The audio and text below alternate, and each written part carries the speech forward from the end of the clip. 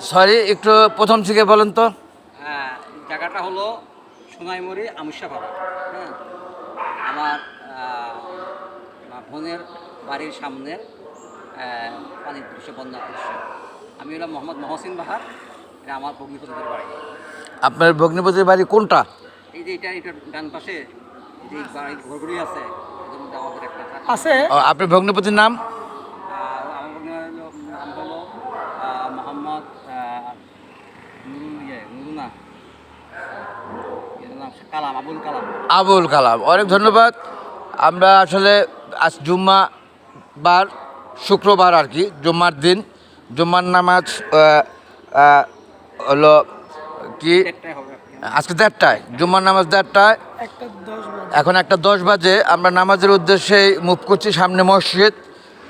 আর জুম্মার নামাজ আসলে ওয়াজিব, ঈদের নামাজের ভাই মাছ দেখেন। সমকক্ষতা। ও মাছ মাছ মাছ ধরছে। আমাদের রাসেল ভাইপার এই যে কই জাল মাছ দেখে, ভাই? কোথায় মাছ, জাল দেখে আছে? উঁচা করেছে মাছ দেখাবে বলে, কিন্তু কোনো মাছ দেখছি না।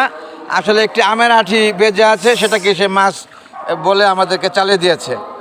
যাই হোক, রাসেল ভাইপার এর নাম আসলে, আমি সেই সাপের কথা বলছি না, আমাদের রাসেল।